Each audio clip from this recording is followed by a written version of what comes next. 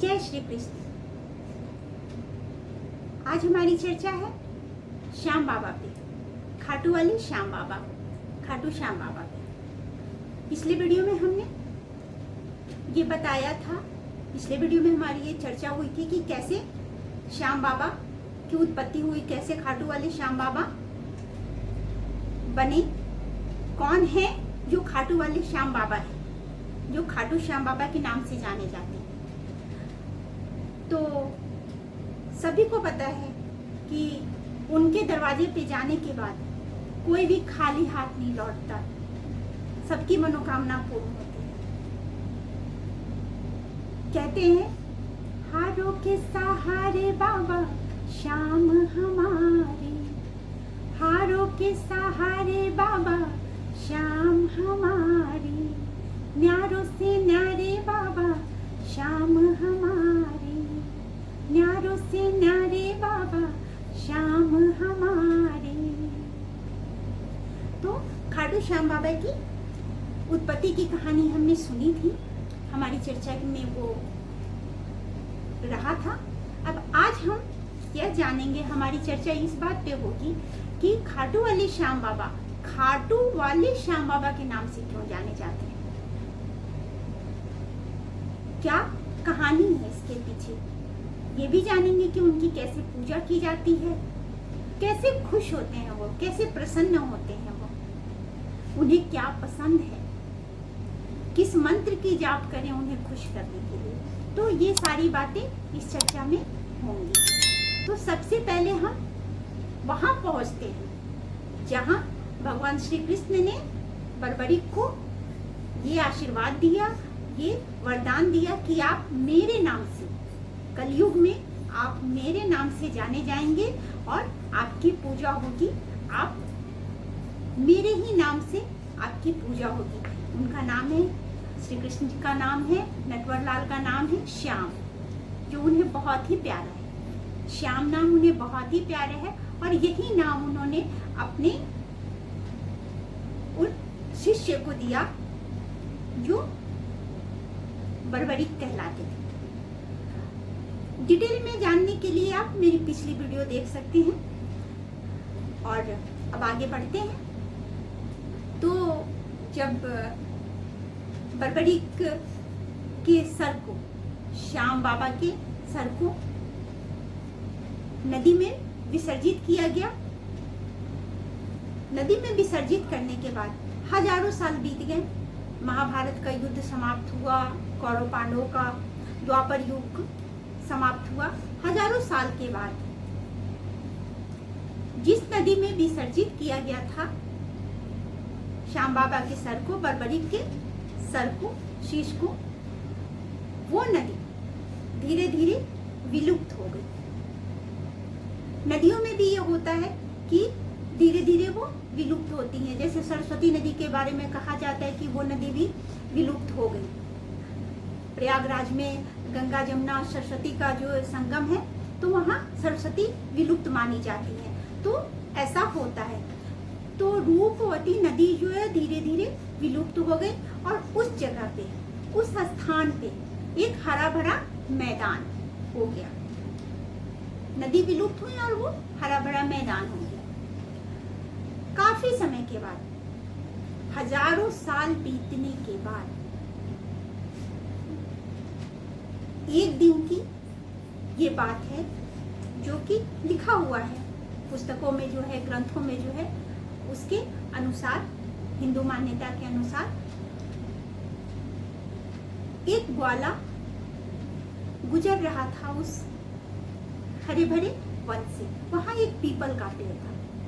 अब पीपल का पेड़ था, वहां आकर के उस ग्वाले की गैया जो है वो आगे बढ़ रही थी, लेकिन एक गाय वहां उस पीपल के पेड़ के पास ठहर गई और गाय के थन से अपने आप दूध निकलने लगा। ये सिलसिला जो है ये लगातार होने लगे, ये सिलसिला चलता रहा, कई दिनों तक चलता रहा कि गैया आती वहां और वो गाय वहां रुकती और अपने आप थन से दूध निकलने लगता। लोगों को बड़ा आश्चर्य हुआ कि ऐसा कैसे हो सकता है। चलो ये भी मान लिया कि वहां गाय रुक भी गई, लेकिन अपने आप दूध निकलना आश्चर्य की बात है। ये थोड़ा आश्चर्यजनक लगा लोगों को। और ये सिलसिला 1 दिन का, 2 दिन का, 3 दिन का नहीं था। ये 3 दिनों 4 दिनों वाली बात नहीं थी, ये कंटिन्यू रहा, लगातार रहा, निरंतर ये चलता रहा। काफी दिनों के बाद लोगों ने देखा, स्थानीय लोगों ने देखा कि हाँ ये चीजें हो रही है। तब उन्होंने वहां की खुदाई की। इसके पूर्व उन्होंने वहां के राजा को इसके बारे में इंफॉर्मेशन दी, सूचना दी। फिर वहां खुदाई हुई। जब वहां खुदाई हुई तो वहां से सर निकला श्याम बाबा का। वहां से सर निकला श्याम बाबा का, जो महाभारत काल में जिनके शीश को विसर्जित किया गया था, वो हजारों साल के बाद वहां से निकले। अब जिस स्थान से निकले उस स्थान को श्याम कुंड का नाम दिया गया। जहां से बाबा का सर निकला उस स्थान को श्याम कुंड का नाम दिया गया। और बाबा का वो सर कहाँ निकला था? खाटू गांव में, जो कि राजस्थान में पड़ता है। तो खाटू गांव में निकलने के कारण उनको खाटू वाले श्याम बाबा कहा जाने लगा। भगवान की महिमा, लीलाधार जो लीला करे, तो ये लीला उन्हीं की थी कि हजारों साल के बाद जो है सो वो शीश प्राप्त हुआ और वहां खाटू गांव में उनको स्थापित किया गया, जो आज राजस्थान में सीकर में है खाटू वाले श्याम बाबा का मंदिर। तो इस तरह से उनकी स्थापना हुई, वहां उनके शीश की स्थापना हुई और वो शीश मंदिर के गर्भगृह में रखा गया। कहा जाता है, माना जाता है कि वो शीश आज भी है।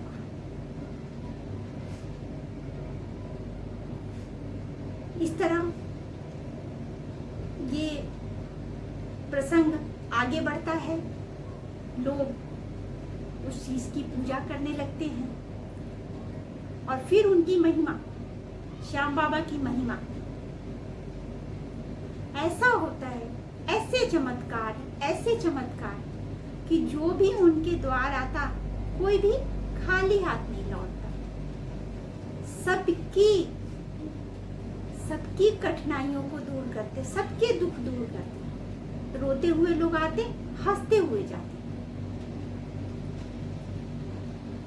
बाबा की ऐसी महिमा है कि जहां दुख अपने चरम पे पहुंच जाता है, ऐसा प्रतीत होता है कि ये दुख कभी खत्म नहीं होगा, कभी दूर नहीं होगा। लेकिन मान्यता ऐसी है कि बाबा के द्वार पे अगर आप जाकर के शीश नवा लें तो आपका वो दुख दूर हो जाए। लेकिन मान्यता सिर्फ इतनी ही नहीं है कि हम वहां तक पहुंच जाएं और शीश नवा लें। तभी बाबा का नाम आप लेते हैं, बाबा का नाम आप जपते हैं, उनको याद करते हैं, तो भी आपके दुख दूर होते हैं। अब पॉसिबल नहीं होता, ऐसा संभव नहीं होता सबके लिए कि आज ही सोचा और आज ही चलेगा। लेकिन नाम तो हम निरंतर ले सकते हैं, नाम तो हम जप सकते हैं जहां भी रहें। और जैसे ही मौका मिले थोड़ी सी कोशिश करें, थोड़ा सा प्रयास करें और बाबा के पास पहुंचे। वो सारे दुख दूर करते हैं। अब बात आती है कि उन्हें पसंद क्या है, कैसे प्रसन्न करें।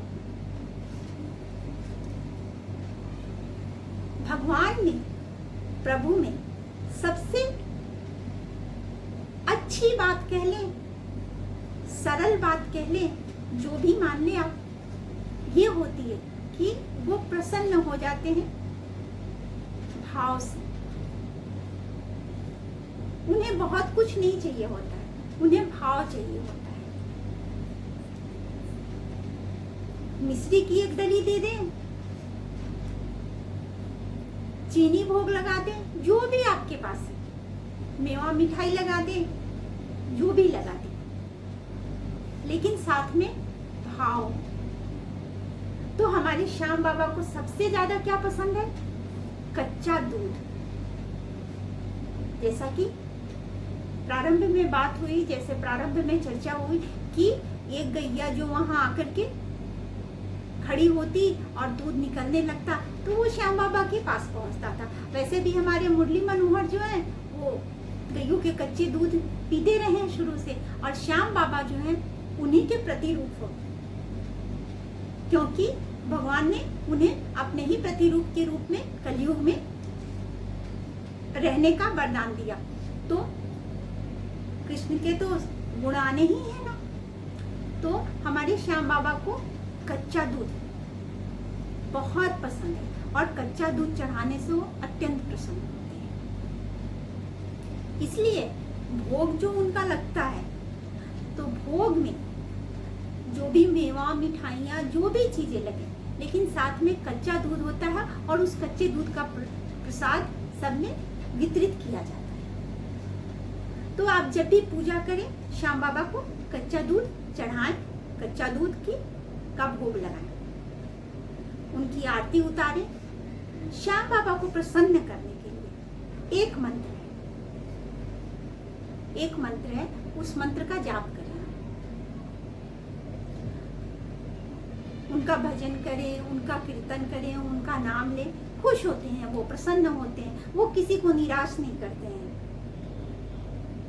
किसी को निराश नहीं करते हैं।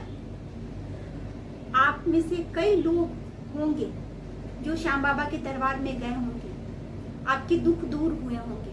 मेरी आप लोगों से प्रार्थना है, आप लोगों से अनुरोध है कि अगर आप लोगों के साथ, किसी के भी साथ कोई ऐसा अनुभव हुआ है, कोई भी ऐसी अनुभूति हुई है, तो आप प्लीज मेरे साथ शेयर करें। मैं यहाँ चर्चा में लाना चाहती हूँ, मैं करना चाहती हूँ चर्चा उन पर। तो आप लोगों से ये रिक्वेस्ट है, अनुरोध है। तो आगे बात हम करते हैं कि उनका एक मंत्र जाप करें, हरे कृष्णा कृष्ण कृष्ण हरे हरे, हरे राम राम राम हरे हरे। हरे कृष्ण कृष्ण कृष्ण हरे हरे, हरे राम राम राम हरे हरे। लय में गाइए, प्रभु प्रसन्न होंगे, श्याम बाबा प्रसन्न होंगे। संगीत ऐसा है जो हमें भगवान के बहुत करीब ले जाता है। आत्मा और परमात्मा को मिलाने में संगीत का बहुत बड़ा योगदान होता है। तो आप श्याम बाबा का इस मंत्र को जाप करें, आप गुनगुनाएं इसे, बाबा प्रसन्न होते हैं। अब इसके अतिरिक्त करना क्या है? जब भी आप वहां मंदिर में जाते हैं तो वहां निशान चढ़ाया जाता है। अब मन में ये बात आती है, जो गए होंगे उन्हें तो पता होगा, लेकिन जो अभी तक जा नहीं पाए हैं उन्हें ये जरूर मन में हो रही होगी ये बात कि ये निशान क्या है। निशान होता है ध्वज, झंडा। हिंदू धर्म में झंडा हमेशा ही विजय का प्रतीक माना जाता है, शक्ति का प्रतीक माना जाता है, दान का प्रतीक माना जाता है। ध्वज की बात करें तो रामनवमी में हम सभी हिंदू धर्म वाले जितने भी सनातनी हैं वो अपने घर में हनुमान जी का ध्वजा लगाते हैं, रामनवमी के दिन ध्वजा लगाते हैं। तो ये निशान जो है ये ध्वज को कहते हैं, झंडे को कहते हैं, जो श्याम बाबा पे चढ़ाया जाता है। ये निशान होता कैसा है? ये केसरिये रंग का होता है, नारंगी रंग का होता है, लाल रंग का होता है, जिसपे श्याम बाबा और श्री कृष्ण के फोटो बने होते हैं, उनकी तस्वीर बनी होती है, मयूर पंख बना होता है। वो निशान उन्हें चढ़ाया जाता है, और ये चढ़ाया जाता है या तो कभी मनोकामना पूर्ण होने के पहले लोग जाते हैं और उन्हें चढ़ाते हैं और अपनी मन की बात कहते हैं, अपनी मनोकामना उनसे कहते हैं, और फिर जब मनोकामना पूरी हो जाती है तो लोग जाकर के निशान चढ़ाते हैं। तो ऐसे श्याम बाबा की पूजा की जाती है। सीकर में है श्याम बाबा का मंदिर। जब भी मौका मिले, जब भी समय हो, पॉसिबल हो, तो वहां जाइए और भगवान के दर्शन कीजिए। लेकिन माना जाता है, कहा जाता है कि जब तक भगवान खुद अपने पास बुलाते नहीं हैं कि तुम मेरे दरवाजे पे आओ, तब तक जा नहीं पाता इंसान। ये भी प्रभु की लीला है। कई बार कहा गया है कि बंधी हुई मोटरी खुल जाती है। अगर प्रभु की इच्छा नहीं है कि अभी आप मेरे दरवाजे पे नहीं आए, तो वो बंधी हुई जो मोटरी मतलब कहने का है कि जो आपके बक्से आपने तैयारी की हुई होती है वो खुल जाती है।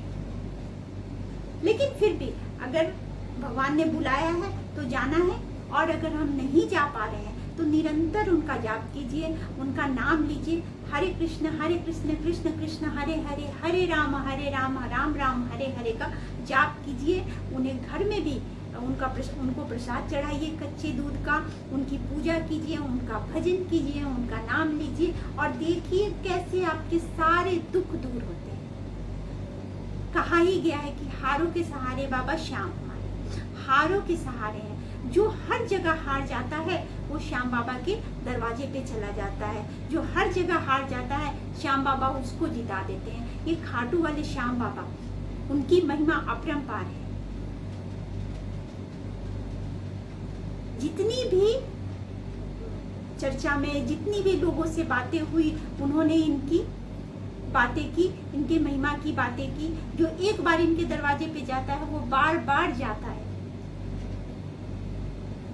बात इंसान की हो या बात भगवान की हो, हम मनुष्य वही बार बार जाते हैं जहां हमारी मनोकामना पूर्ण होती है। सच्चाई है, ये सच्चाई है ना, कि हम वहीं जाते हैं जहां हमारे मन की कामना पूर्ण होती है बार बार। और प्रभु के दरवाजे पे हम बार बार इसलिए जाते हैं क्योंकि हमारे काम पूरे होते हैं। जब कोई खड़ा नहीं होता हमारे साथ, जब कुछ भी हमारे आसपास नहीं होता, जब कोई रास्ता नजर नहीं आता, तब हम खाटू वाले श्याम बाबा के पास जाते हैं और हमारे दुख दूर हो जाते हैं, हर लेते हैं हमारी मुसीबत को, और सब अच्छा हो जाता है, सुखमय हो जाता है। तो आज की चर्चा हमारी इस पे है। फिर से मैं आप लोगों से विनय करूंगी, फिर से आप लोगों से रिक्वेस्ट करूंगी कि अगर आप लोगों के पास कोई भी ऐसा अनुभव है, कोई भी अनुभव हो भगवान से आपकी लेकर के, आपकी किसी तरह की जो परमात्मा के से संबंधित हो अनुभव, आप मेरे पास उसे शेयर करें, मेरे साथ शेयर करें। मैं उसे चर्चा में लाऊंगी, यहाँ उस पर बाकायदा वीडियो बनाएंगे। तो आज के इस चर्चा को हम यहाँ विश्राम देते हैं। आगे की चर्चा हमारी जारी रहेगी फिर से, और किसी विषय पे। विषय तो प्रभु ही है, लेकिन कोई और रहस्य उनके खुलेंगे, कोई और बातें होंगी उनकी, कोई और लीला का जिक्र होगा, किसी और लीला की चर्चा होगी। तो अगर आपको आनंद आया तो आप इसे लाइक कीजिए, शेयर कीजिए और सब्सक्राइब कीजिए। सब्सक्राइब कीजिए कि हमारी चर्चा निरंतर बनी रहे, आप लोगों से संपर्क होता रहे, और मुझे ये एहसास हो कि हम जो चर्चा कर रहे हैं आपस में, उसमें मैं भी आनंदित हो रही हूँ और आप सब भी आनंदित हो रहे हैं। क्योंकि मैंने हमेशा ही ये कहा है कि जब परस्पर भगवान की चर्चा होती है तो वो चर्चा भगवान की होती है और भगवान से होती है, तो बड़ा आनंद आता है। यकीन जानिए इस बात में कि किसी भी काम में इतना आनंद नहीं आता जितना प्रभु की चर्चा में आता है, वो चाहे कहना हो या सुनना हो।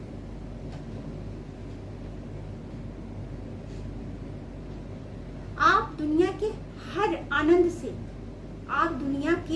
हर आनंद से एक समय आकर थक सकते हैं, लेकिन प्रभु के चर्चा में जो आनंद आता है, प्रभु की चर्चा में जो रस होता है, जो रस होता है, उससे कभी भी मन नहीं भरता।